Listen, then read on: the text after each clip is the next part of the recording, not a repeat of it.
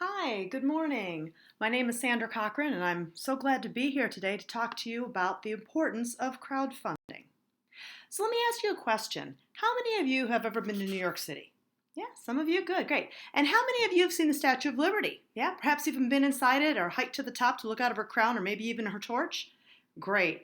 Well, as most of you know, the Statue of Liberty was a gift to the United States from the people of France. It was given to America in 1876 to honor the nation's 100th birthday. The French financed the creation of the statue, and the Americans agreed to provide the display site and build the pedestal. Now, the French upheld their end of the bargain, and they sent the Statue of Liberty over to America in pieces to be assembled when the statue was erected on its permanent base. And as much as the people of America appreciated the gift of such a fine statue, fundraising for the pedestal proved difficult. By 1885, work on the pedestal was close to stopping due to lack of funds. Then publisher Joseph Pulitzer had an idea. He launched a fundraising campaign in his newspaper, The New York World. The campaign eventually raised money for more than 160,000 donors, including young children, businessmen, street cleaners, and politicians, with more than three-quarters of the donations amounting to less than $1. It was a triumphant rescue effort. In just 5 months, the world raised over $101,000, enough to cover the last $100,000 to complete the pedestal and still have money left over for a gift for the sculptor. Now, why did I tell you that story? Because it was the first large-scale crowdfunding effort in the United States. If launched today, the Statue of Liberty campaign would be a classic crowdfunding project, like those run online by Kickstarter and Indiegogo. Yes, contrary to popular perception, crowdfunding is not a new idea. It goes back centuries. Crowdfunding is a very valuable tool when it's done properly. Crowdfunding can be used to accomplish social good, it can solve problems, it can unite people in a common cause, it can turn dreams into reality. When most people think about crowdfunding, they think of Kickstarter and Indiegogo and Rocket Hub and of the millions of dollars that are raised on platforms like those to launch companies. But crowdfunding is more than just money. It lets people engage in the development process. It's more fun than day trading or a trip to Vegas. It builds communities. So what can crowdfunding do for you? Crowdfunding does more than just raise money for a business. It gives people a window on new ideas and invites them to participate in product development. Interested customers vote with their dollars. If enough people like your idea, enough to fund it, then you can be confident that a market of some kind exists for your product. And these first customers become one of your most valuable assets, early evangelists. These early evangelists help spread the word of great new ideas and drum up more support. They also provide instant feedback and make suggestions, helping with the product development process. Crowdfunding allows you to get close to customers and really understand how they feel about your product, which is not something easily done. It's easy to see the benefit of crowdfunding for entrepreneurs. They want money.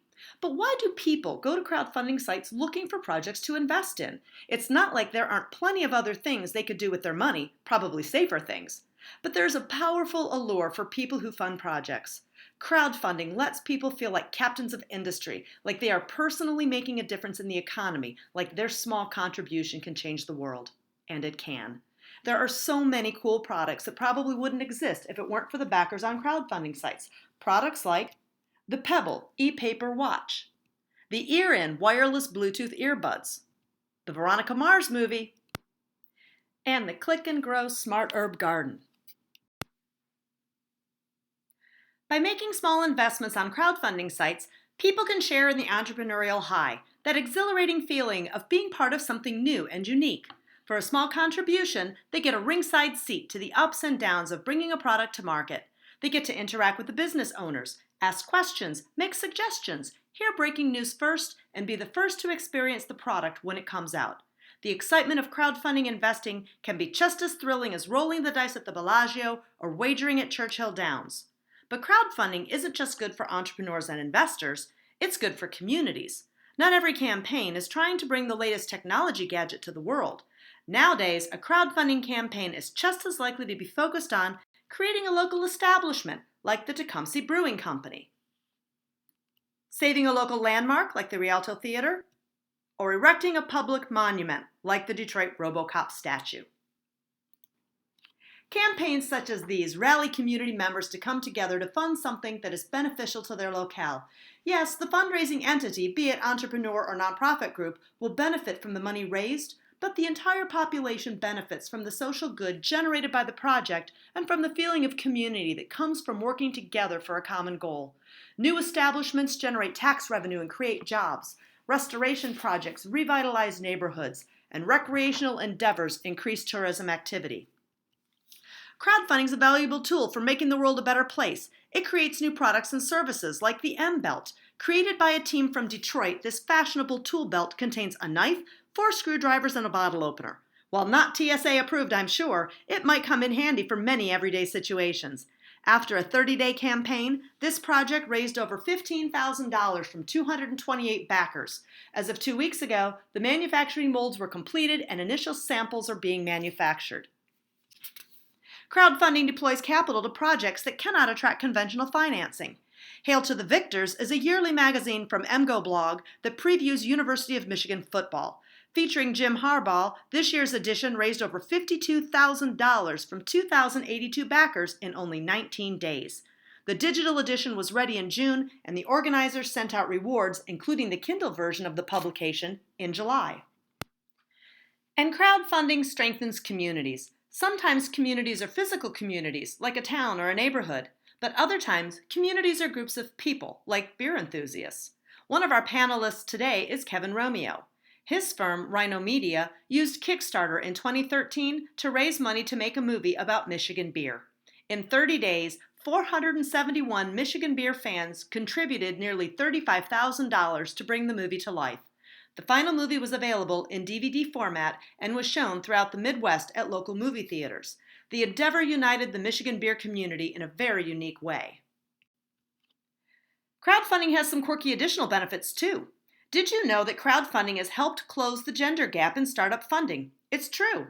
Women comprise 44% of the funders on Kickstarter. That's a better ratio than the VC or angel investment community can tout, and those female backers are quite partial to products by women for women. One great example is Christy Prunier, who raised $1 million on Circle Up in 2012 to fund her natural skincare company, which she started with and named after her then 12-year-old daughter, Willa. In fact, there are even entire crowdfunding platforms devoted to female endeavors. Welcome to Mula Hoop, a platform exclusively for women entrepreneurs. Mula Hoop is a reward-based crowdfunding platform that enables women-owned, managed, and led small businesses to engage their crowd of existing customers, potential customers, family, and friends in order to raise funds for their businesses. And more scientists are turning to crowdfunding to further their research. Just this past April, a crowdfunding campaign for a brain imaging study raised close to $80,000. Why? To conduct the first functional MRIs of the brain on LSD. The Beckley Foundation, a UK-based charitable trust that promotes research and awareness of psychoactive drugs, will use the money to scan volunteers who've dropped acid. I'm not sure I want to be part of that study, but I'm sure there are some people who will. You know, 50 years ago, the government supported 2/3 of the United States research and development. These days, its share is closer to 1/3. That's one big reason why Gail Bishop, an immunologist at the University of Iowa, recently used Experiment.com to fund a $1,900 study of new nanoparticles to fight cancer cells. If she finds a cure for cancer, there will be 20 backers who can share her glory. These days, scientific breakthroughs may depend more upon a researcher's ability to look good in a YouTube video than on his or her brain power. And just like any growing industry, the overall crowdfunding market is segmenting into more and more specialized niches, like food-based businesses. Foodstart.com is one example of a platform that enables restaurant and food truck owners to fundraise from their extended community of friends, family, and customers. Only instead of a cash return, backers receive perks and rewards like free dessert, discounts, and cooking workshops. There's a crowdfunding site dedicated to youth entrepreneurship.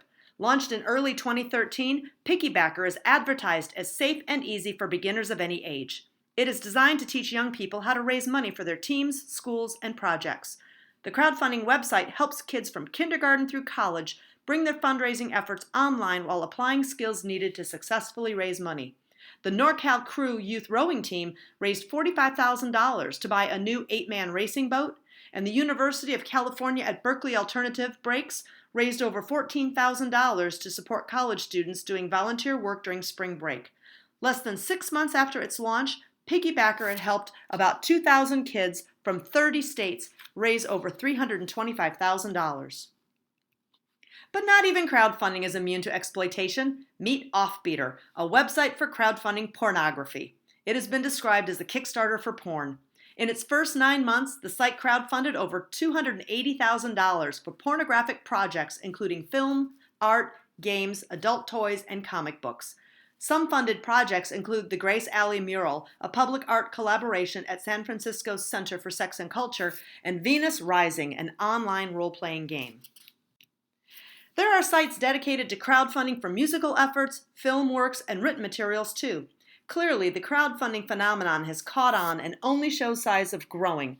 Today, there are over 1,200 crowdfunding platforms around the world, and more are being added every day. In fact, crowdfunding has gotten so mainstream that there was even a major network television program about it recently. Did you see Think It Up on September 11th, 2015? It was a combined effort of the Entertainment Industry Foundation along with NBC, ABC, CBS, and Fox. All the networks simultaneously broadcasted a primetime 1-hour show focused on education. The program showcased stories of students and teachers from around the country in an effort to build excitement for learning. The show featured skits and performances from major stars such as Stephen Colbert, Matthew McConaughey, and Gwyneth Paltrow.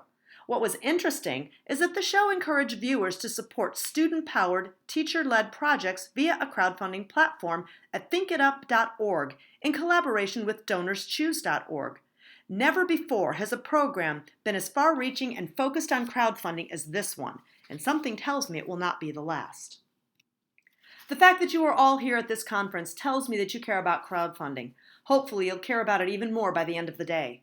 I encourage you to embrace crowdfunding and learn about the various aspects of it. If I can ask you to do one thing today, it's this. Become an advocate. Be an early evangelist. Take what you learned today to your friends and family. Help them understand what crowdfunding is all about and how they can be part of changing the world, one community and one entrepreneur at a time.